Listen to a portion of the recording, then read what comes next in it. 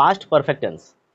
इस टेंस के वाक्यों में भूतकाल में किसी कार्य का एक निश्चित अवधि से पहले समाप्त हो जाना पाया जाता है, या भूतकाल में दो कार्य समाप्त होते हैं, एक पहले दूसरा बाद में। इस टेंस के वाक्यों की क्रिया के अंत में चुका था, चुकी थी, चुके थे, या था, ये थे आदि शब्द आते हैं। कुछ एग्जाम्पल्स के माध्यम से समझते हैं इस टेंस को। जैसे एक एग्जाम्पल लेते हैं, मैंने यह समाचार पहले ही सुन लिया था, या मैं यह समाचार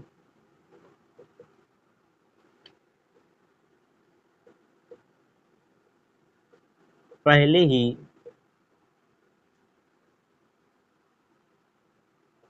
सुन चुका था। ओके, देखिए यहां वर्ब क्या है, सुनना। सुनना वर्ब है और वर्ब के अंत में चुका था ऐसा शब्द आ रहा है ना। इससे स्पष्ट है कि यह पास्ट परफेक्ट टेंस का वाक्य है, और वाक्य कैसा है, पॉजिटिव है ना। तो इसका ट्रांसलेशन किया जाए। साथ ही साथ यहाँ पर और कुछ बातों को ध्यान में रखना है। इस टेंस में अभी मैंने बताया था कि भूतकाल में दो कार्य समाप्त होते हैं, एक पहले दूसरा बाद में। तो जो कार्य पहले समाप्त हो रहा होता है उसे पास्ट परफेक्ट टेंस में करते हैं, यानी हैड वर्ब की थर्ड फॉर्म, और जो बाद में समाप्त होता है उसे सिंपल पास्ट टेंस या पास्ट इंडेफिनिट टेंस में करते हैं, यानी वर्ब की सेकेंड फॉर्म का प्रयोग करेंगे यहाँ पर, है ना। तो चलिए, अभी तो इस कार्य में, इस वाक्य में एक ही कार्य हो रहा है कि मैं यहाँ समाचार पहले ही सुन चुका था।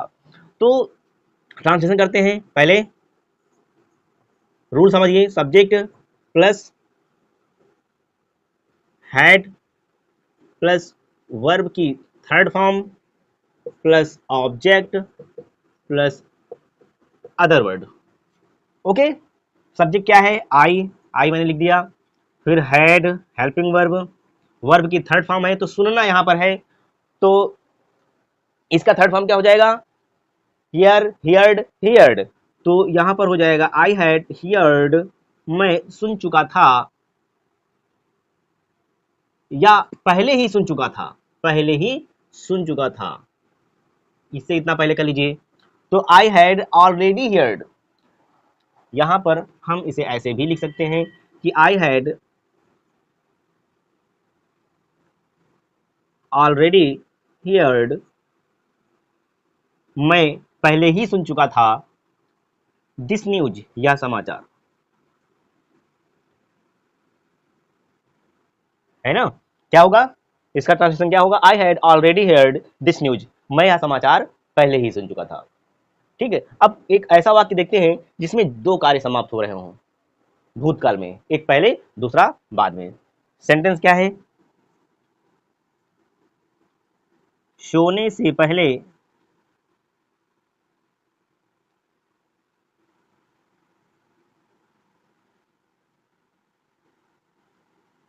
वह किताब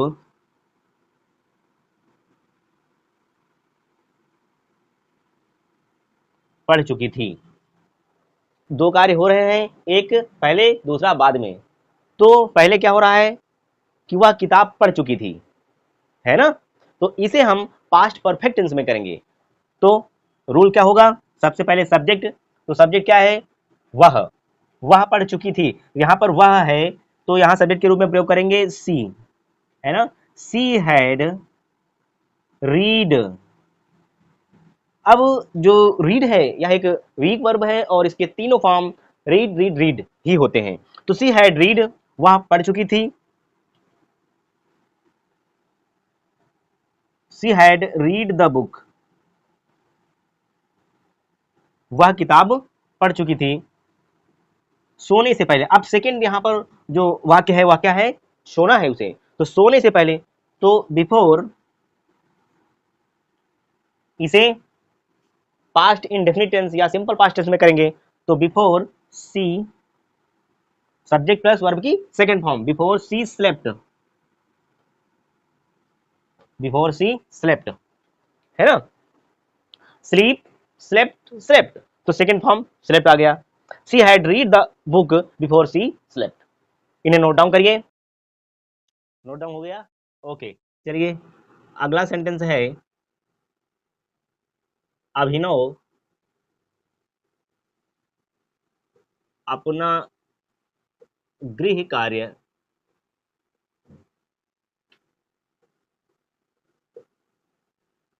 पूरा करने के पश्चात विद्यालय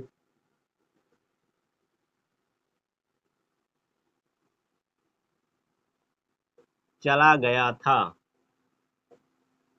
ठीक है, ये सेंटेंस है। यहां पर देखिए गया था, क्रिया के अंत में या था ऐसा शब्द है ना। और दो कार्य इसमें हो रहे हैं, एक तो उसे विद्यालय भी जाना था और दूसरा विद्यालय जाने के पहले ही उसने अपना गृह कार्य कंप्लीट कर लिया था। तो इसका ट्रांसलेशन करते हैं। अभिनव वेंट टू स्कूल, अभिनव विद्यालय चला गया था। After he had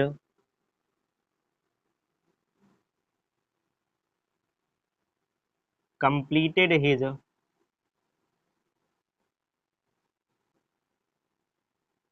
homework. देखिए यहाँ पर पश्चात लगा था, ठीक है, कि अपना गृह कार्य करने के पश्चात वह विद्यालय गया। ऐसे में जो वाक्य सिंपल पास्ट टेंस में बन रहा था हमने उसे पहले कर लिया, यानी सब्जेक्ट प्लस वर्ब की सेकेंड फॉर्म का प्रयोग किया गया। अभिनव वेंट टू स्कूल, अभिनव विद्यालय चला गया। आफ्टर ही हैड और वर्ब की थर्ड फॉर्म का प्रयोग कहाँ करेंगे? पास्ट परफेक्ट टेंस में करेंगे। तो after he had completed his homework. ठीक है, अगला सेंटेंस देखिए। वर्षा होने से पहले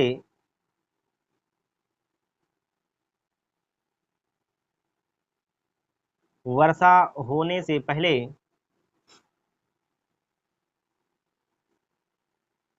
हम घर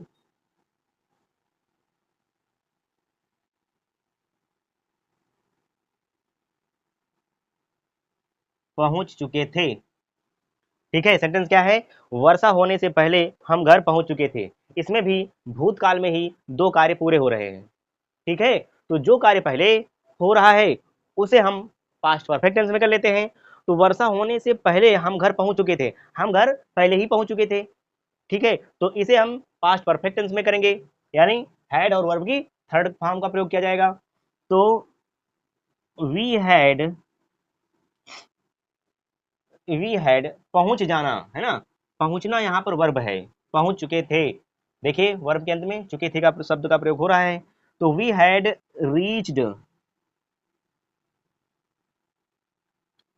रीच्ड द होम, हम घर पहुंच चुके थे। बिफोर, अब सेकेंड जो सेंटेंस है वर्षा होने से पहले, बिफोर यानी सब्जेक्ट और वर्ब की सेकेंड फॉर्म। तो we had reach the home before it rained, before it rained. ठीक है, नोट डाउन करिए इसे। कुछ और सेंटेंस देखते हैं। अगला सेंटेंस है मैंने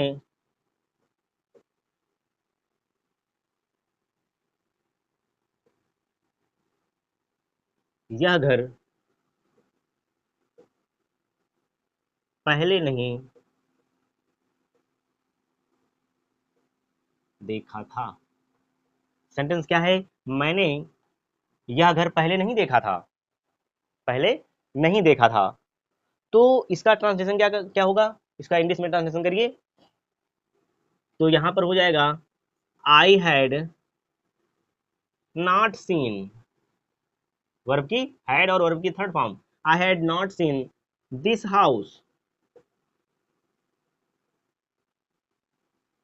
before, I had not seen this house before, मैंने यह घर पहले नहीं देखा था। डॉक्टर के आने से पहले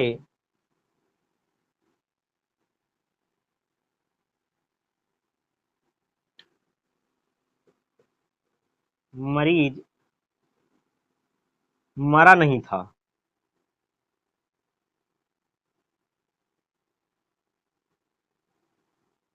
सेंटेंस है डॉक्टर के आने से पहले मरीज की मृत्यु नहीं हुई थी या मरीज मरा नहीं था।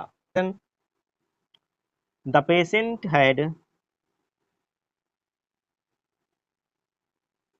हैड निगेटिव सेंटेंस है ना, मरीज मरा नहीं था, तो ये पास्ट परफेक्ट टेंस का निगेटिव सेंटेंस है, तो the patient had not died.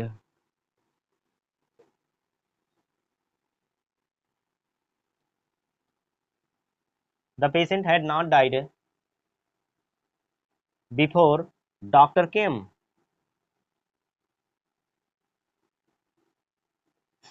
Doctor के आने से पहले।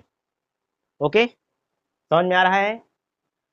पास्ट परफेक्ट टेंस में मैंने बताया कि दो कार्य भूतकाल में समाप्त होते हैं, जो पहले समाप्त होता है उसे पास्ट परफेक्ट टेंस में करना होता है, यानी सब्जेक्ट और वर्ब हैड प्लस वर्ब की थर्ड फॉर्म का प्रयोग, और जो कार्य बाद में समाप्त हो रहा होता है उसे हम सिंपल पास्ट टेंस में करते हैं, यानी सब्जेक्ट और वर्ब की सेकेंड फॉर्म का प्रयोग किया जाता है। ठीक है, याद करिए, पहले के जो टेंस आप पढ़ चुके हैं या सीख चुके हैं, वहां पर इंटरोगेटिव सेंटेंस पढ़ाते समय मैंने बताया था कि यदि क्या वाक्य के पहले आ रहा हो तो हम क्या की स्पेलिंग नहीं लिखेंगे, यानी यहाँ व्हाट नहीं लिखेंगे, बल्कि जो हेल्पिंग वर्ब है उसका प्रयोग सबसे पहले करेंगे, देन सब्जेक्ट, देन वर्ब की फॉर्म का प्रयोग करेंगे, फर्स्ट सेकंड थर्ड जो भी हो रूल्स के अकॉर्डिंग, है ना, then object, then other word. तो यहाँ पर क्या का प्रयोग क्या है, क्या मेरे स्कूल पहुंचने से पहले यहाँ पर क्या का प्रयोग पहले हो रहा है, तो हमें सबसे पहले हैड का प्रयोग कर लेना है। हैड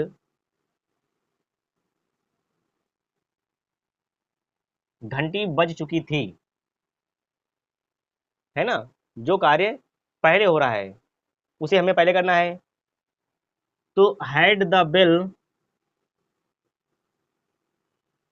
रंग, रिंग रैंग रंग, तो रिंग का थर्ड फॉर्म रंग होगा। हैड द बेल रंग, घंटी बज चुकी थी, क्या घंटी बज चुकी थी। हम लोग इतना कर लिए हैं कि हैड द बेल रंग, मेरे स्कूल पहुंचने से पहले, before before I reached the school, doctor के जाने के बाद रोगी ने क्या खाया था। ठीक, सबसे पहले ये ध्यान में रखना है इंटरोगेटिव सेंटेंस बनाते समय कि जो क्या है, क्यों है, इनका प्रयोग वाक्य के पहले आ रहा है या वाक्य के बीच में आ रहा है। यदि वाक्य के पहले आ रहा हो तो हमें सबसे पहले हेल्पिंग वर्ब का प्रयोग करना है, then subject, then verb, then other word. Okay, यदि कोई प्रश्न सूचक शब्द है इनका प्रयोग वाक्य के बीच में आ रहा हो तो हमें सबसे पहले उनकी स्पेलिंग लिखनी है, तो यहाँ पर हमें सबसे पहले व्हाट का प्रयोग करना होगा, है ना, व्हाट। अब देखिए, सेंटेंस है डॉक्टर के जाने के बाद, यदि आफ्टर की कंडीशन हो, बिफोर की नहीं, तो यहाँ पर हमें जो कार्य बाद में पूरा हो रहा है, यानी जिसे हमें सिंपल पास्ट टेंस में करना है की शुरुआत उससे करेंगे। वाक्य का शेष पार्ट है जिसका अनुवाद हमें पास्ट परफेक्ट टेंस में करना है, हमें उसे बाद में करना होगा।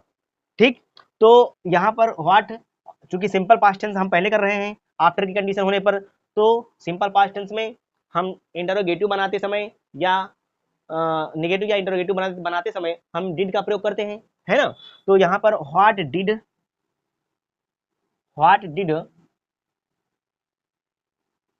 द पेशेंट,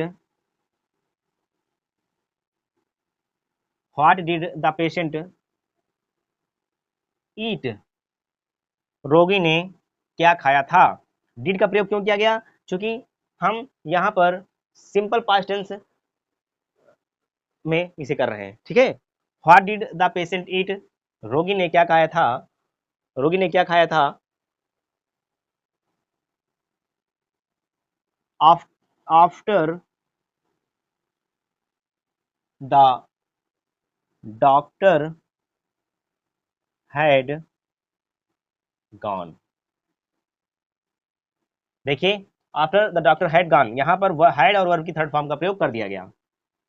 ठीक है, तो जो पास्ट परफेक्ट टेंस में करना था इसे हमने बाद में किया आफ्टर की कंडीशन होने पर। ठीक है, तो चलिए आप होमवर्क नोट कर लीजिए। पहला सेंटेंस है, मेरे स्टेशन पहुंचने से पहले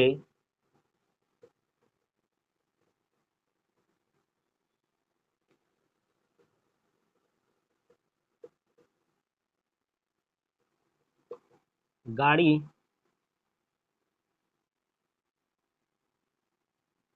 छूट चुकी थी।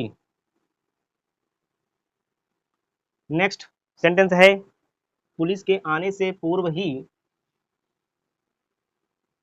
चोर भाग चुका था।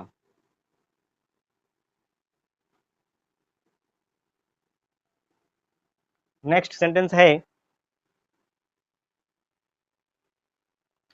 क्या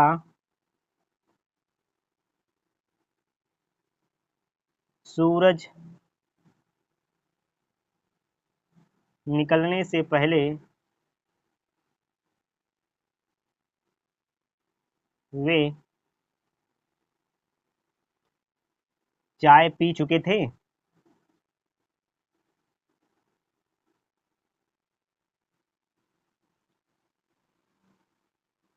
दादी की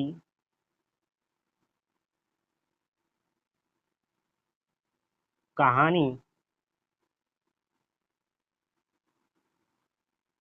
सुनने से पहले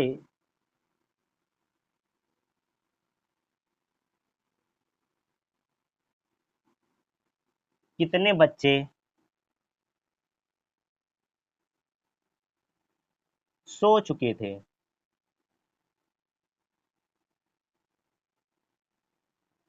ओके, ये जो सेंटेंस है ये फ्यूचर परफेक्ट टेंस का है। Future perfect tense.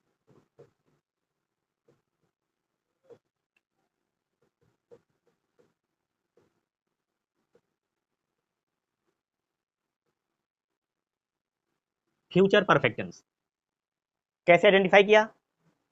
Future perfect tense के वाक्यों के अंत में चुकेगा, चुकेगी, चुकूंगा या चुकोगे ऐसे शब्द आते हैं। ओके, तो यहां पर देखिए, अध्यापक के आने से पहले आस्था निबंध लिख चुकेगी, है ना। ये जो वाक्य है इसके अंत में क्या आया? चुकेगी। ओके, तो यह फ्यूचर परफेक्ट टेंस का सेंटेंस है और सेंटेंस कैसा है? पॉजिटिव सेंटेंस है ना। यहां पर कुछ बातों को ध्यान में रखना है। यदि वाक्य में दो कार्य का होना पाया जाए, यदि एक साथ ही वाक्य में दो कार्य हो रहे हों, तो ऐसे में जो कार्य पहले होता है उसका ट्रांसलेशन फ्यूचर परफेक्ट टेंस में करते हैं, जबकि दूसरे वाक्य का ट्रांसलेशन प्रेजेंट इंडेफिनिट टेंस या सिंपल प्रेजेंट टेंस में करते हैं। ठीक है, तो रूल देख लीजिए।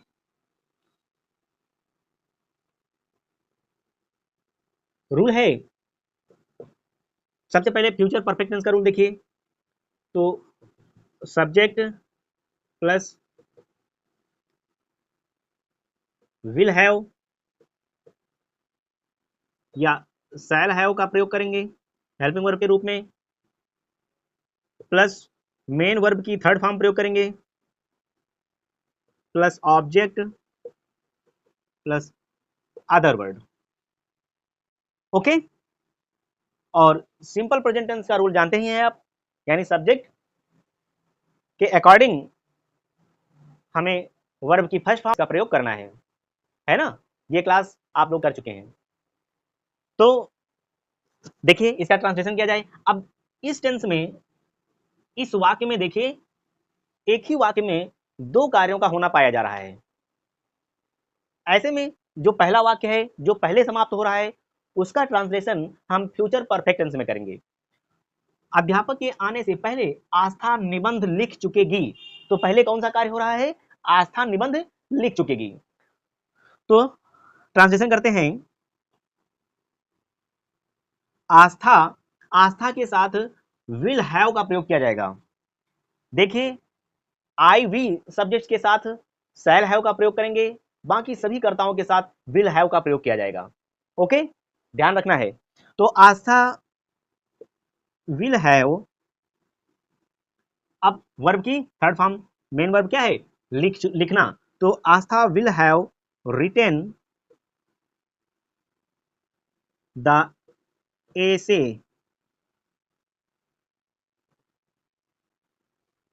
आस्था निबंध लिख चुकेगी। अब जो इसका सेकेंड पार्ट है, अध्यापक के आने से पहले, इसे हमें सिंपल प्रेजेंट टेंस में करना है। तो देखिए, before the teacher comes, before the teacher comes. अब यहां पर वर्ब में एस का प्रयोग क्यों किया गया?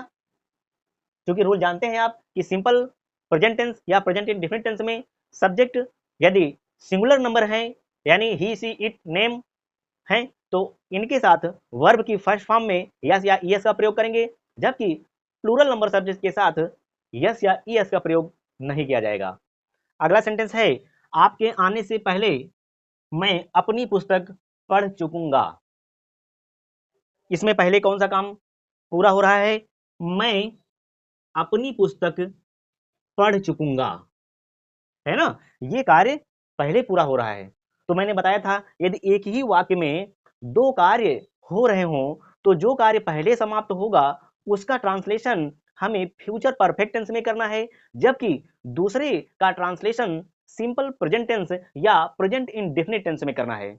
ओके, तो यहां पर पहले कौन सा कार्य हो रहा है? मैं अपनी पुस्तक पढ़ चुकूंगा, और इसका ट्रांसलेशन किस में करना है? फ्यूचर परफेक्ट टेंस में करना है। तो I shall have read my book, I shall have read my book, मैं अपनी पुस्तक पढ़ चुकूंगा। आपके आने से पहले, इस वाक्य का जो आधा भाग है, जिसका ट्रांसलेशन हमें बाद में करना है, यानी जो कार्य बाद में समाप्त हो रहा है, इसे हम प्रेजेंट इंडेफिनिट टेंस में करेंगे। तो इस टेंस का रूल अप्लाई करिए। आपके आने से पहले, बिफोर यू कम। अब यहां सब्जेक्ट है यू, और फिर वर्ब की फर्स्ट फॉर्म का प्रयोग किया जाएगा। यहां पर वर्ब की फर्स्ट फॉर्म के साथ यस या ईएस का प्रयोग क्यों नहीं किया गया? चूंकि यू प्लूरल नंबर सब्जेक्ट है ना? तो अब अगला सेंटेंस देखिए, जैसे सूरज छिपने से पहले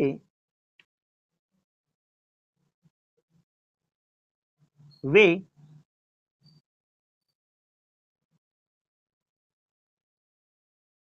क्रिकेट वे क्रिकेट खेल चुकेंगे।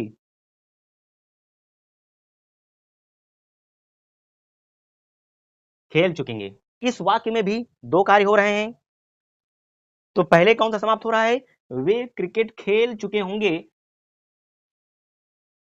तो इसका ट्रांसलेशन हमें पहले करना है, और वो भी फ्यूचर परफेक्ट टेंस में। They will have,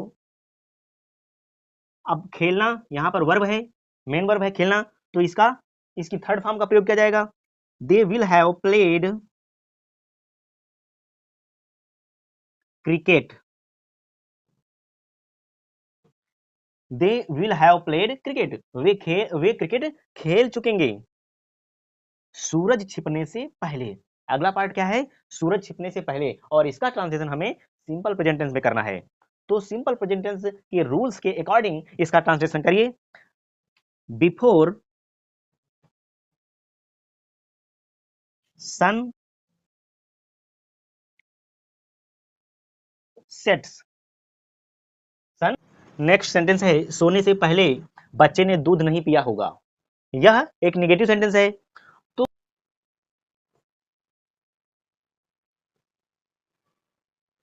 the child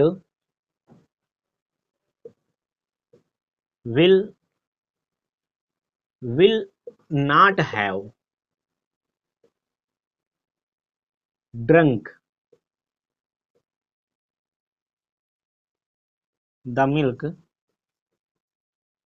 यहां पर देखिए will और have के बीच में not का प्रयोग किया गया है।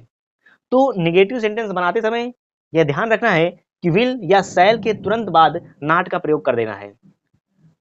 और वर्ब की थर्ड फॉर्म का प्रयोग होगा ही, मेन वर्ब की थर्ड फॉर्म लगाएंगे। तो ड्रिंक, ड्रैंक, ड्रंक, और थर्ड फॉर्म क्या हो गई? ड्रंक। तो the child will not have drunk the milk before, सोने से पहले है ना, तो बिफोर ही स्लीप्स। ये पार्ट सिंपल प्रेजेंट टेंस में हो गया। ओके, समझ में आ रहा है? ठीक है, तो यहां पर इसका रूल समझ लीजिए। Subject plus will not have या फिर shall not have plus verb की थर्ड फॉर्म, मेन वर्ब की third form plus object then other word. Okay, अगला सेंटेंस है क्या गाड़ी के आने से पहले हम टिकट नहीं ले चुके होंगे। अब यह एक इंटरोगेटिव नेगेटिव सेंटेंस है और वाक्य के आरंभ में ही प्रश्नवाचक शब्द आया है। ऐसे में विल या शैल से वाक्य की शुरुआत करेंगे। हेल्पिंग वर्ब जो है विल या शैल plus subject plus not plus have plus verb, main verb की थर्ड फॉर्म। ओके, देखिए हम टिकट नहीं ले चुके होंगे, पहले इसका ट्रांसलेशन करते हैं। और एक इंटरोगेटिव नेगेटिव सेंटेंस है, तो इंटरोगेटिव नेगेटिव सेंटेंस बनाते समय नॉट का प्रयोग सब्जेक्ट के जस्ट बाद कर देना है। तो शुरू किया जाए ट्रांसलेशन। सब्जेक्ट यहां पर हम है यानी वी, तो वी के साथ शैल का प्रयोग किया जाएगा। शैल वी नॉट हैव, अब मेन वर्ब क्या है? लेना। तो यहां पर टेकन हो जाएगा। Shall we not have taken the ticket, shall we not have taken the ticket before, गाड़ी के आने से पहले, before the train arrives, before the train arrives. यह जो सेंटेंस का शेष पार्ट है इसे सिंपल प्रेजेंट टेंस में किया गया, before the train arrives. Okay, समझ में आ रहा है? ठीक है, तो समझते चलिए और इससे रिलेटेड जो एक्सरसाइज है उसे सॉल्व करते रहना है। कुछ और सेंटेंस समझ लीजिए। देखिए यह सेंटेंस है घंटी बजने से पहले कितने विद्यार्थी विद्यालय आ चुके होंगे। अब यह जो इंटरोगेटिव सेंटेंस है इसमें जो प्रश्नवाचक शब्द है यह वाक्य के बीच में है, कितने विद्यार्थी। यदि प्रश्नवाचक शब्द या क्वेश्चन वर्ड वाक्य के बीच में दिया गया हो तो सबसे पहले उसकी स्पेलिंग लिखते हैं, देन विल या शैल का प्रयोग करेंगे, देन सब्जेक्ट, देन हैव। और यदि नेगेटिव सेंटेंस है, इंटरोगेटिव नेगेटिव है, तो सब्जेक्ट के जस्ट बाद नॉट का प्रयोग कर देंगे, वर्ब की थर्ड फॉर्म का प्रयोग करेंगे और then object then other word. Okay, यहां पर हाउ मेनी स्टूडेंट्स हैं, कितने विद्यार्थी। यदि question word how many, how much, whose, which ऐसे क्वेश्चन वर्ड्स हों तो इनसे संबंधित नाउन का प्रयोग साथ में ही करते हैं। ओके, ये ध्यान रखना है। तो यहां है हाउ मेनी स्टूडेंट्स, एक साथ कर लेते हैं। How many students will have come, verb की थर्ड फॉर्म का प्रयोग किया जाएगा, कम, केम, कम। तो how many students will have come to the school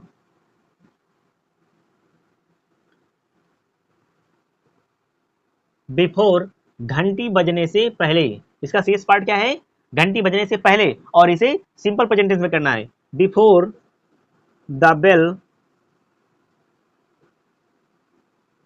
rings. Okay, घंटी बजने से पहले कितने विद्यार्थी विद्यालय आ चुके होंगे, how many students will have come to the school before the bell rings. ठीक, अगला सेंटेंस देखिए, सेंटेंस है वर्षा होने से पहले वह कहां जा चुका होगा।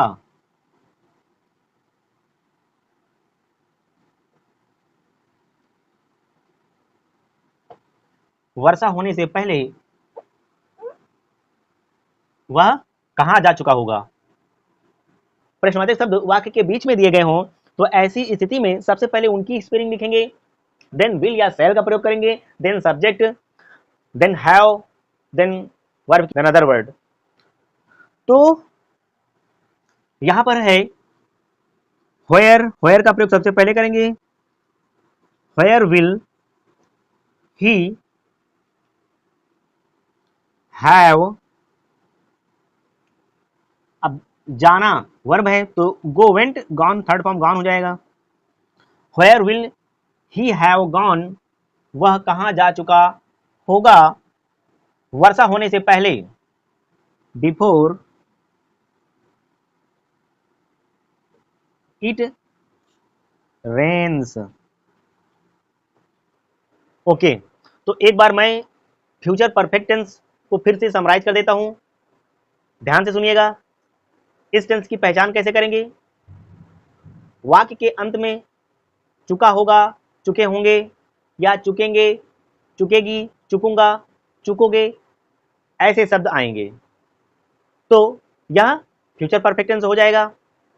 और यदि वाक्य में दो कार्य एक साथ हो रहे हों तो जो कार्य पहले समाप्त होगा उसका ट्रांसलेशन हमें फ्यूचर परफेक्ट टेंस में करना है, जबकि उसके शेष पार्ट को हमें सिंपल प्रेजेंट टेंस में करना है। फ्यूचर परफेक्ट टेंस का रूल क्या होगा, आई वी के साथ शैल हैव का प्रयोग करके वर्ब की, मेन वर्ब की थर्ड फॉर्म का प्रयोग करेंगे, जबकि शेष सभी कर्ताओं के साथ विल हैव के साथ वर्ब की थर्ड फॉर्म का प्रयोग किया जाएगा। और सिंपल प्रेजेंट टेंस में सब्जेक्ट के साथ ही साथ वर्ब की फर्स्ट फॉर्म का प्रयोग करेंगे, और सब्जेक्ट सिंगुलर नंबर है या प्लूरल नंबर उसके अकॉर्डिंग वर्ब में यस या ईएस का प्रयोग करेंगे। ओके, तो ये है। साथ ही साथ इस टेंस का जब हम नेगेटिव सेंटेंस बना रहे होंगे तो ऐसी स्थिति में विल के जस्ट बाद हमें नॉट का प्रयोग कर देना है, विल या शैल के तुरंत बाद नॉट का प्रयोग करना है, यानी subject plus will not have या फिर शैल नॉट हैव का प्रयोग करना है।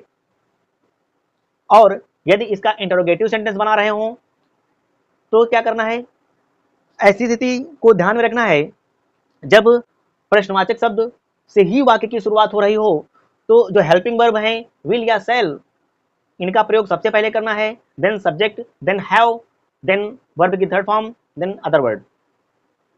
और यदि प्रश्नवाचक शब्द या क्वेश्चन वर्ड वाक्य के बीच में दिए गए हों तो सबसे पहले उसकी स्पेलिंग लिखनी है, यानी क्वेश्चन वर्ड की स्पेलिंग लिखनी है, जैसे व्हाट, वेयर, है ना, और साथ ही साथ उनकी स्पेलिंग लिखने के साथ विल या शैल का प्रयोग करेंगे, then subject, then have, then verb की थर्ड फॉर्म का प्रयोग और ऑब्जेक्ट अदर वर्ड, जो एक प्रोसेस है उसको फॉलो करना है। होमवर्क नोट कर लीजिए। पहला सेंटेंस है वर्षा होने से पहले वह अपना काम समाप्त कर चुका होगा। सेकंड सेंटेंस है मेहमानों के आने से पहले हम घर नहीं आ चुके होंगे।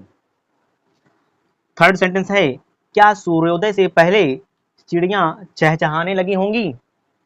और फोर्थ सेंटेंस है क्या परीक्षा आरंभ होने से पहले खुशी अपनी पुस्तकों का अध्ययन नहीं कर चुकी होगी।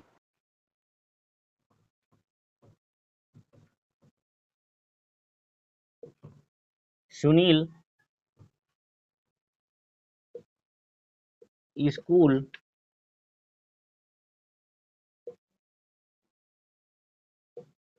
जा चुका है। देखिए चुका है, तो आइडेंटिफाई कैसे करेंगे कि यह प्रेजेंट परफेक्ट टेंस का सेंटेंस है। जिन वाक्यों के अंत में चुका है, चुकी है, चुके हैं, या है, ये हैं, आ है, इस प्रकार के शब्द आए वह प्रेजेंट परफेक्ट टेंस का सेंटेंस होता है। ओके, रूल क्या है? रूल सब्जेक्ट प्लस हैज या हैव प्लस वर्ब की third form plus object plus other word. ठीक, तो सब्जेक्ट यदि he she it name, he she it name या कोई भी सिंगुलर नंबर सब्जेक्ट हो तो उसके साथ हैज का प्रयोग करेंगे और आई, वी, यू, दे तथा प्लूरल नंबर सब्जेक्ट के साथ हैव का प्रयोग करेंगे और वर्ब की थर्ड फॉर्म का प्रयोग। परफेक्ट टेंस में हमेशा वर्ब की थर्ड फॉर्म का प्रयोग किया जाएगा। ठीक है, तो अब देखिए स्कूल, सुनील स्कूल जा चुका है, इसका ट्रांसलेशन कैसे करेंगे? अब यहां पर नेम है सुनील, ये सब्जेक्ट है, तो सुनील, सुनील, सुनील के साथ हैज का प्रयोग किया जाएगा, सुनील हैज। अब वर्ब क्या है? जाना, तो सुनील हैज गॉन, सुनील जा चुका है। ऑब्जेक्ट क्या है? School, school, Sunil has gone to school, Sunil has gone to school, Sunil विद्यालय या स्कूल जा चुका है। ठीक है, इस प्रकार से इसका ट्रांसलेशन करेंगे। नेक्स्ट सेंटेंस है उसने, उसने गाना नहीं गाया है, उसने गाना नहीं गाया है। ठीक है, ये प्रेजेंट परफेक्ट टेंस का निगेटिव सेंटेंस है। इसका ट्रांसलेशन कैसे करेंगे? हैज या हैव जो हेल्पिंग वर्ब है इसके बाद हम नॉट का प्रयोग करेंगे। ठीक, तो रूल समझ लीजिए। सबसे पहले रूल क्या है? सब्जेक्ट प्लस हैज या हैव का प्रयोग करेंगे, फिर नॉट का प्रयोग करेंगे प्लस वर्ब की थर्ड फॉर्म प्लस ऑब्जेक्ट और इसके बाद यदि कोई अदर वर्ड है तो। ठीक, अब इसी फ्रेम में इसे सेट करना है। इतना ध्यान रखिएगा कि सब्जेक्ट यदि सिंगुलर नंबर हो, यानी ही, सी, इट, नेम या दूसरा कोई एक वचन करता हो तो वहां हैज का प्रयोग करेंगे और प्लूरल नंबर सब्जेक्ट के साथ हैव का प्रयोग करेंगे। प्लूरल नंबर सब्जेक्ट जैसे आई, वी, यू, दे, यानी ये बहुवचन करता है, तो बहुवचन कर्ताओं के साथ हमेशा हैव का प्रयोग किया जाएगा। ओके, देखिए इसका ट्रांसलेशन करते हैं। सब्जेक्ट है उसने गाना नहीं गाया, ठीक है, तो सब्जेक्ट ही यहां पर हो जाएगा, ही के साथ हैज का प्रयोग होगा, ही हैज नॉट, नहीं गाया, गाना नहीं गाया, तो जो जो गाना गाना है यह एक वर्ब है ना, तो वर्ब की थर्ड फॉर्म का प्रयोग यहां पर किया जाएगा। तो सिंग मीन्स गाना, सिंग उसकी सेकेंड फॉर्म सैंग और थर्ड फॉर्म संग, सिंग, सैंग, संग, तो थर्ड फॉर्म यहां प्रयोग होगी। ही हैज नॉट संग a song, he has not संग अ सॉन्ग, उसने गाना नहीं गाया। ओके, देखिए सब्जेक्ट हो गया प्लस हैज या हैव का प्रयोग सब्जेक्ट के अकॉर्डिंग कर देंगे, फिर नॉट का प्रयोग और वर्ब की third form, then object. Okay, एक और सेंटेंस देखिए, यदि इसका इंटरोगेटिव बनाना हो, सेंटेंस है क्या उसने गाना गाया है। देखिए अब यहां पर देखिए क्वेश्चन वर्ड से ही वाक्य की शुरुआत हो रही है, तो सबसे पहले जो हेल्पिंग वर्ब हैज या हैव का प्रयोग करेंगे, देन सब्जेक्ट, देन वर्ब की third form, then object, then other word. ठीक, तो रूल क्या है इसका, रूल नोट कर लीजिए, हैज या हैव का प्रयोग पहले करेंगे प्लस सब्जेक्ट प्लस वर्ब की third form plus object plus other word. Okay, इसी फ्रेम में सेट करिए, उसने के साथ यहां पर हैज का प्रयोग होगा, तो हैज, फिर सब्जेक्ट ही, हैज ही संग,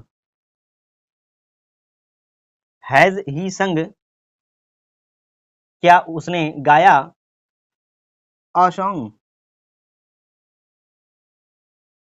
देखिए क्या उसने गाना गाया है, ये हो गया प्रेजेंट परफेक्ट टेंस का इंटरोगेटिव सेंटेंस।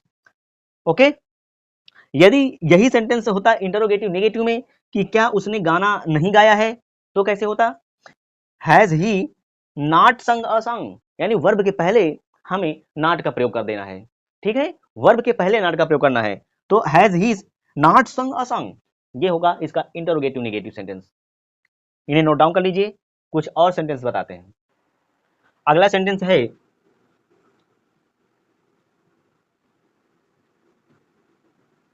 तुमने तुमने यह पुस्तक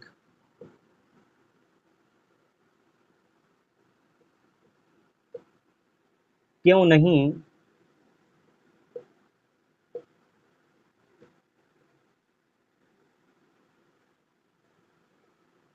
पढ़ी है, तुमने यह पुस्तक क्यों नहीं पढ़ी है। ठीक, ये सेंटेंस कैसा है, ये सेंटेंस है इंटरोगेटिव नेगेटिव। ठीक है, इंटरोगेटिव यानी क्वेश्चन वर्ड भी है और निगेटिव भी है। ठीक है, क्यों नहीं पढ़ी है, ये प्रेजेंट परफेक्ट टेंस का इंटरोगेटिव नेगेटिव सेंटेंस है। इसका रूल क्या होगा, और दूसरी प्रकार का यह इंटरोगेटिव सेंटेंस है जिसमें जो क्वेश्चन वर्ड्स हैं ये वाक्य के बीच में आए हों, तो वहां पर क्या करेंगे, वहां पर क्वेश्चन वर्ड की स्पेलिंग पहले लिखेंगे, है ना, जैसा कि पहले भी आप सीख चुके हैं। अगर क्वेश्चन वर्ड इंटरोगेटिव सेंटेंसेस में क्वेश्चन वर्ड वाक्य के बीच में आया हो, सेंटेंस के बीच में आया हो, तो क्या करते हैं, पहले क्वेश्चन वर्ड की स्पेलिंग लिखते हैं, फिर हेल्पिंग वर्ब, यहाँ पर यदि प्रेजेंट परफेक्ट टेंस का प्रेजेंट परफेक्ट टेंस से रिलेटेड सेंटेंस का ट्रांसलेशन आप कर रहे हैं, तो जो हेल्पिंग वर्ब है हैज या हैव का प्रयोग करेंगे, यानी question word, then helping verb has या हैव का प्रयोग करेंगे, देन सब्जेक्ट, फिर वर्ब की third form, then object, then other word. और यदि इंटरोगेटिव नेगेटिव सेंटेंस है तो वर्ब के पहले नॉट का प्रयोग कर देना है। ठीक, अब इसका रूल समझिए, पहले रूल क्या है, सबसे पहले क्वेश्चन वर्ड का प्रयोग करेंगे प्लस हैज या हैव का प्रयोग करेंगे, ठीक, प्लस सब्जेक्ट का प्रयोग करेंगे, और इंटरोगेटिव नेगेटिव है तो फिर नॉट का प्रयोग करेंगे प्लस वर्ब की third form plus object plus other word. ठीक, अब इसी फ्रेम में इसको सेट करना है, ट्रांसलेशन किया जाए, सब्जेक्ट क्वेश्चन वर्ड सबसे पहले लिखिए, क्वेश्चन वर्ड क्या है, व्हाई, व्हाई हो गया। ठीक, इसके बाद तुमने यह पुस्तक क्यों नहीं पढ़ी है, तो यहां पर सब्जेक्ट क्या है, यू, तो यू के साथ हैव का प्रयोग होगा। मैंने शुरू में ही बताया था रूल्स कि आई वी यू दे या फिर प्लूरल नंबर सब्जेक्ट के साथ हैव का प्रयोग किया जाएगा। ठीक है, व्हाई हैव, फिर सब्जेक्ट, तो सब्जेक्ट का प्रयोग करेंगे यू, तो व्हाई हैव यू, फिर नॉट का प्रयोग कर देंगे, नॉट, और वर्ब की थर्ड फॉर्म, वर्ब क्या है यहाँ पर, पढ़ना, तो पढ़ना यानी रीड की तीनों form, read read read, first second third तीनों फॉर्म रीड रीड रीड ही होते हैं। तो why have you read, why have you not read, why have you not read, तुमने क्यों नहीं पढ़ी, है ना, या क्यों नहीं पढ़ा क्या, यह पुस्तक। Why have you not read, object क्या है, this book. Okay, why have you not read this book, तुमने यह पुस्तक क्यों नहीं पढ़ी है। ठीक, अगला सेंटेंस देखिए, आज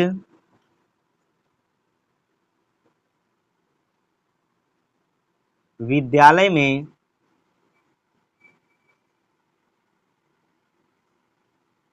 कितने विद्यार्थी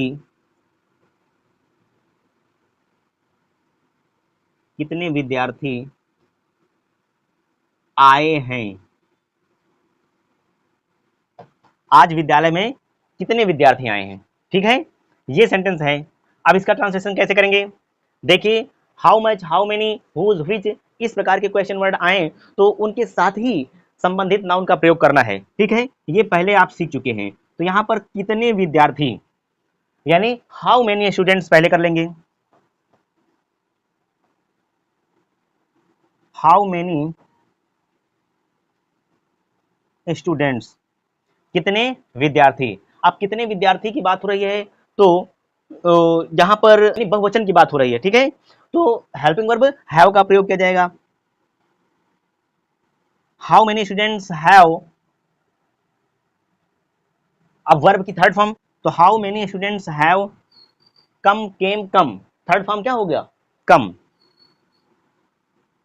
how many students have come, कितने विद्यार्थी आए हैं, कहां पर, विद्यालय में। How many students have come in the school, in the school, comma करके फिर टुडे लिख देना है, आज। होमवर्क नोट कर लीजिए। पहला सेंटेंस है, अभिनव ने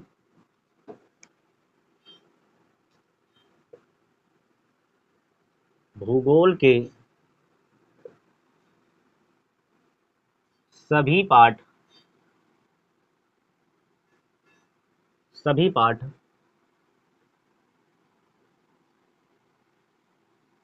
याद कर लिए हैं।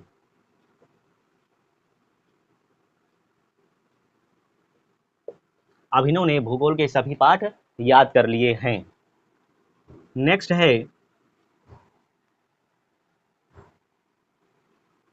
हमने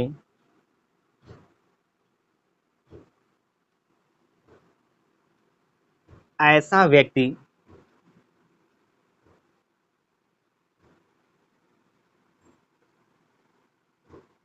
नहीं देखा है।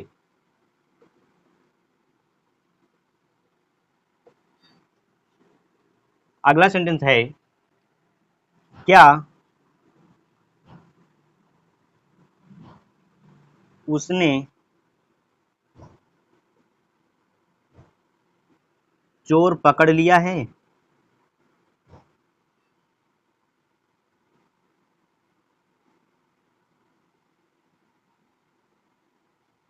क्या उसने चोर पकड़ लिया है। ठीक, कौन अपने अंग्रेजी की किताब नहीं लाया है। इंपरेटिव सेंटेंस या आज्ञा सूचक वाक्य, इनसे संबंधित रूल्स सबसे पहले नोट डाउन कर लीजिए। इन्हीं को ध्यान में रखते हुए हम लोग ट्रांसलेशन करेंगे। ओके, तो रूल नंबर फर्स्ट है, इंपरेटिव सेंटेंसेज से आज्ञा अर्थात ऑर्डर और कमांड, प्रार्थना यानी रिक्वेस्ट, परामर्श अर्थात एडवाइस या किसी से कुछ करने के लिए कहने का बोध होता है। रूल नंबर सेकेंड, ऐसे वाक्यों में वर्ब से पहले सब्जेक्ट यू हिडन होता है। रूल नंबर थर्ड है, इस प्रकार के वाक्यों में वर्ब की फर्स्ट फॉर्म का प्रयोग किया जाएगा। ट्रांसलेशन करते समय वाक्य के प्रारंभ में ही वर्ब का प्रयोग करते हैं, क्योंकि इसके रूल नंबर सेकंड आप देखिए कि वर्ब से पहले सब्जेक्ट यू हिडन होता है, तो वाक्य का प्रारंभ किससे होगा, वर्ब से होगा, और वर्ब की फर्स्ट फॉर्म का प्रयोग किया जाएगा। डियर स्टूडेंट्स, रूल नंबर 4 है, प्रार्थना या रिक्वेस्ट वाले वाक्यों में कृपया या कृपा करके शब्द आते हैं तो उनकी अंग्रेजी प्लीज लिखते हैं। अर्थात ये कहें कि जब इम्परेटिव सेंटेंसेस में रिक्वेस्ट का बोध हो तो वहां पर हम प्लीज का प्रयोग करेंगे, रूल नंबर 5 है, यदि वाक्य में ओकेटिव केस अर्थात संबोधन कारक का नाउन है तो वाक्य के प्रारंभ अथवा अंत में उसका प्रयोग किया जाएगा। रूल नंबर 6 है, जहां सुझाव या प्रस्ताव का बोध हो तो वहां लेट का प्रयोग करेंगे। ओके, देखिए ये इंपेरेटिव सेंटेंस से रिलेटेड कुछ सेंटेंस हैं जो कि अफर्मेटिव सेंटेंस हैं। ओके, आइए इनका ट्रांसलेशन करते हैं। पहला जो वाक्य है, खिड़की बंद करो, इससे रिलेटेड जो रूल्स हैं अभी अभी आप लोगों ने नोट डाउन किया है उनको देखिए। उसमें है कि ऐसे सेंटेंसेस का ट्रांसलेशन करते समय वर्ब की फर्स्ट फॉर्म का प्रयोग करेंगे और वर्ब का प्रयोग वाक्य के आरंभ में ही करेंगे क्योंकि सब्जेक्ट यू हिडन होता है। ठीक है, तो इसका ट्रांसलेशन होगा shut the window, shut the window, खिड़की बंद करो। ओके, नेक्स्ट, मुझे अपनी किताब दिखाओ, show me your book, show me your book, मुझे अपनी किताब दिखाओ। मेरे लिए एक प्याला गर्म चाय लाओ, ब्रिंग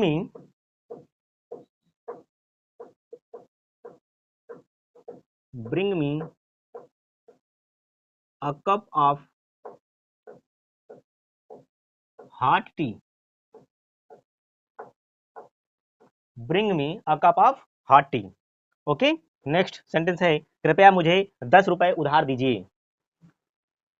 तो देखिए, कृपया, मैंने रूल बताया था, कृपया या कृपा करके शब्द प्रयोग में आए तो इनके लिए हमें प्लीज वर्ड का प्रयोग करना है। तो प्लीज, प्लीज बोरो मी या lend me, please borrow me 10 rupees, please borrow me 10 rupees. अपने माता पिता का आदर करो, इसका ट्रांसलेशन करिए। देखिए, आदर करने की बात यहां पर हो रही है, रिस्पेक्ट, तो respect your parents,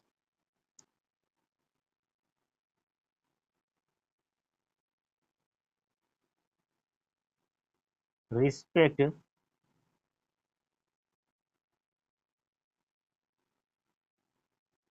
respect your parents. Okay, अगला वाक्य है, मोहन बेंच पर खड़े हो जाओ। मैंने बताया था कि यदि जो ओकेटिव जो केस है या संबोधन कारक के नाउन का प्रयोग किया गया हो वाक्य में, तो या संबोधन की स्थिति हो तो हमेशा ऐसे नाउन का प्रयोग वाक्य के आरंभ में या फिर अंत में करते हैं। तो Mohan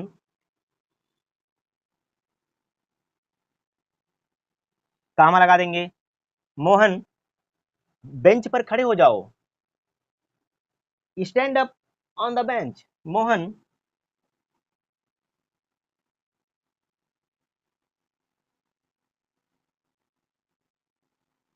stand up on the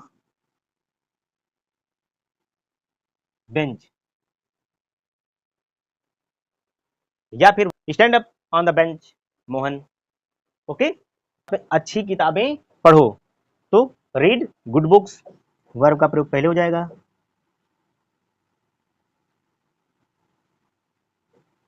read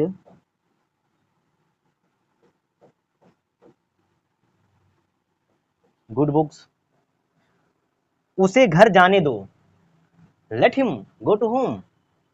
late का प्रयोग कहां करेंगे? रूल में आप नोट कर चुके हैं, जहां सुझाव या प्रस्ताव का बोध हो वहां पर लेट का प्रयोग किया जाएगा। तो यहां जो सेंटेंस है, उसे घर जाने दो, एक ऐसा भाव प्रकट हो रहा है कि जैसे कोई सुझाव दे रहा है कि उसे घर जाने दो। ओके, तो let him go to home.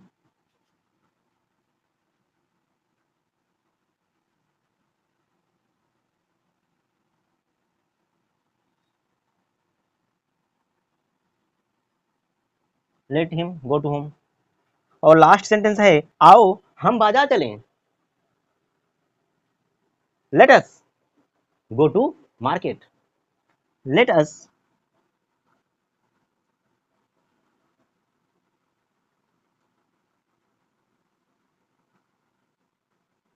go to market. Okay, तो इम्परेटिव सेंटेंसेस से रिलेटेड ये जो सेंटेंस हैं ये अफर्मेटिव सेंटेंस हैं और आम बोलचाल में ऐसे वाक्यों का प्रयोग बहुतायत में किया जाता है। नेगेटिव सेंटेंस में रूल नंबर फर्स्ट है, यदि वाक्य में मत शब्द का प्रयोग हो तो सबसे पहले डोंट लिखते हैं या डू नॉट, उसके बाद वर्ब की फर्स्ट फॉर्म का प्रयोग करेंगे। रूल नंबर सेकंड है, यदि वाक्य में कभी मत या कभी नहीं शब्दों का प्रयोग किया गया हो तो उनके लिए नेवर शब्द का प्रयोग करेंगे और उसके बाद वर्ब की फर्स्ट फॉर्म लगाएंगे। ओके, तो अब इन रूल्स से रिलेटेड कुछ एग्जांपल्स देखते हैं। सेंटेंस फर्स्ट है, कक्षा में बातचीत मत करो। रूल अभी अभी आपने नोट किया कि नेगेटिव सेंटेंस में हम वर्ब के पहले डू नॉट का प्रयोग करेंगे और यदि कभी नहीं या कभी मत का प्रयोग हुआ है तो नेगेटिव टर्म के लिए हम नेवर शब्द का प्रयोग करेंगे। यहाँ है, कक्षा में बातचीत मत करो, डोंट टॉक या do not talk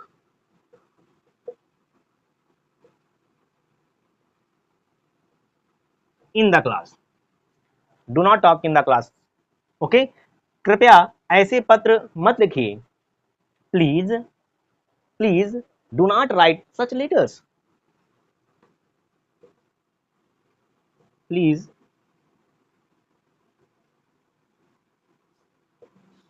do not right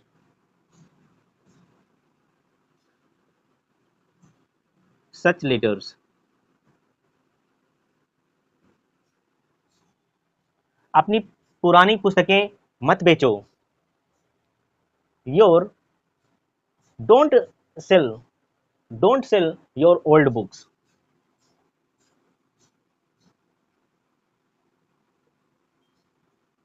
don't sell your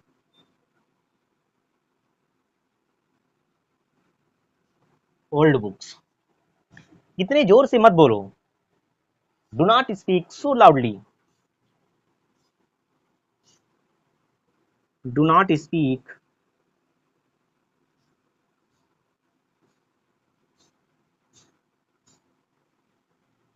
do not speak so loudly. कभी मत कभी झूठ मत बोलो। अब यहाँ पर देखिए कभी और मत का प्रयोग भी हुआ है, यहाँ नेवर का प्रयोग किया जाएगा, तो never tell a lie, never tell a lie, कभी झूठ मत बोलो। उसी दिन में मत सोने दो, do not let him sleep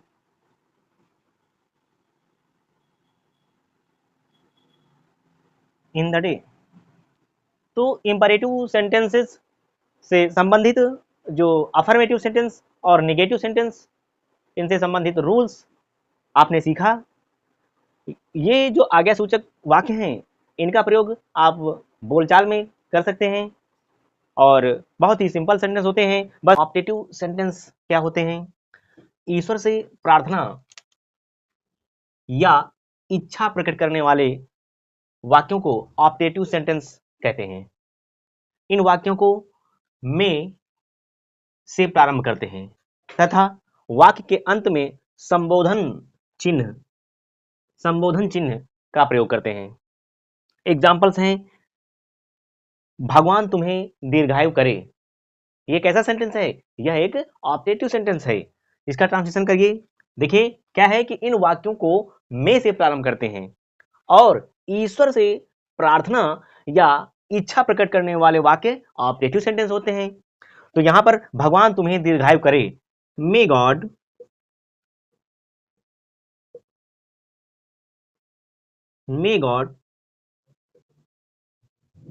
live long, और आप जो संबोधन चिन्ह है उसे प्रयोग कर देना है।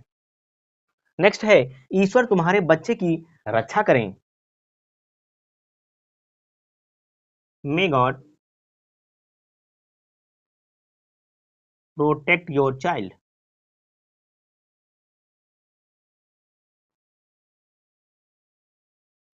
May God protect your child.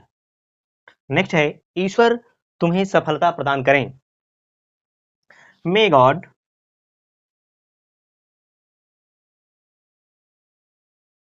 Grant you, प्रदान करें success,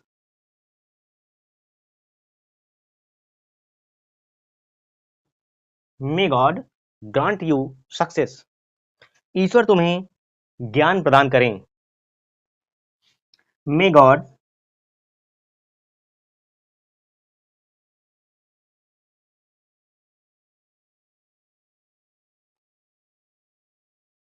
grant you knowledge,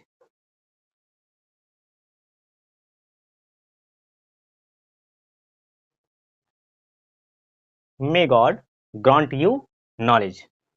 operative sentence से रिलेटेड जो भी वाक्य हैं इनका ट्रांसलेशन कैसे करना है ये आपको बता दिया गया है। ये रूल्स याद रखने हैं, रूल्स के अकॉर्डिंग ही इनका ट्रांसलेशन हिंदी से इंग्लिश में करना है। ओके, रूल्स क्या हैं एक बार फिर देखिए। ईश्वर से प्रार्थना या इच्छा प्रकट करने वाले वाक्यों को ऑपरेटिव सेंटेंस कहते हैं। इन वाक्यों को में से प्रारंभ करते हैं तथा वाक्य के अंत में संबोधन चिन्ह लगाते हैं। ठीक है, ये कुछ एग्जांपल्स हैं, इनके माध्यम से आप समझ सकते हैं कि ये सेंटेंस कैसे होते हैं और इनका ट्रांसलेशन कैसे करना है। ओके, अब बात करते हैं एक्सक्लामेटरी सेंटेंस पर। तो एक्सक्लामेटरी सेंटेंसेस या विस्मय सूचक वाक्य, इस प्रकार के वाक्यों में प्रसन्नता, दुख, आश्चर्य आदि भाव प्रकट होते हैं। इन वाक्यों के अंत में प्रायः संबोधन चिन्ह लगाते हैं, परंतु अलाश, आहा, हुर्रा आदि जो इंटरजेक्शंस हैं इनके तुरंत पश्चात संबोधन चिन्ह का प्रयोग करेंगे। इन वाक्यों में कितना, कैसा इत्यादि शब्द के प्रयोग से अधिकता प्रकट होती है और इन शब्दों के अनुवाद के लिए वाक्य के आरंभ में व्हाट या हाउ का प्रयोग किया जाता है। जब कितना के पश्चात विशेषण यानी एडजेक्टिव का प्रयोग हो तो हाउ लगाते हैं। कितना के पश्चात विशेषण का प्रयोग हो तो हाउ का प्रयोग करेंगे।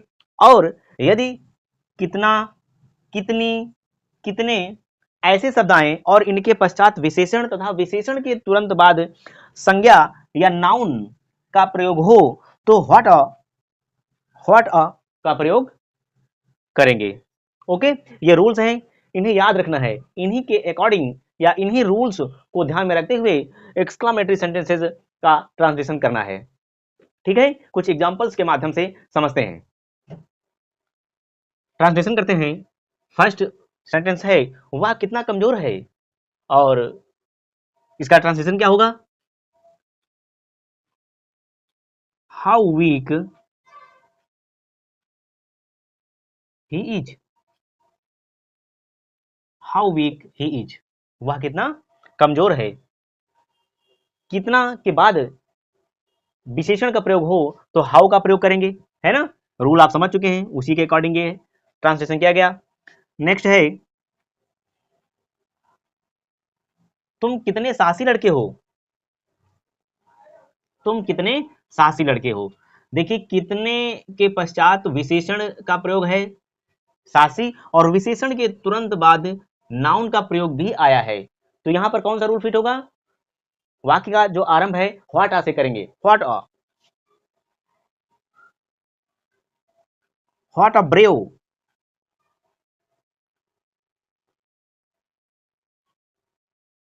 What a brave boy you are, what a brave boy you are, तुम कितने साहसी लड़के हो। नेक्स्ट है आहा हम सब पास हो गए, आहा, आहा मैंने बताया था, आहा, हुर्रा, एलाश इस प्रकार के इंटरजेक्शन शब्द आएंगे तो इनके तुरंत बाद संबोधन चिन्ह का प्रयोग करना है। आहा ऑल ऑफ अस, हम सब, हैव पास्ड,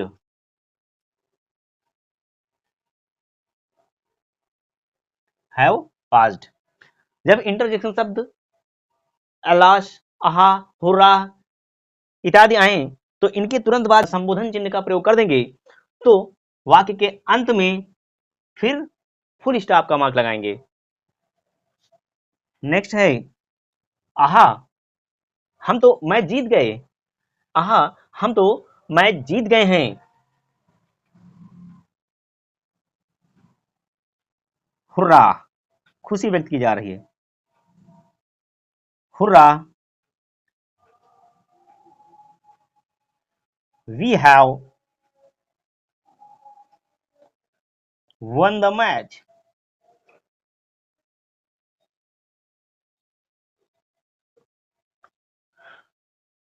और नेक्स्ट है कितना भयानक दृश्य है। अब यहां पर विशेषण है भयानक, और कितना के बाद विशेषण यानी एडजेक्टिव आया है, और एडजेक्टिव के तुरंत बाद नाउन का प्रयोग हुआ है दृश्य, तो इसलिए वाक्य का जो प्रारंभ है वह व्हाट आ से होगा।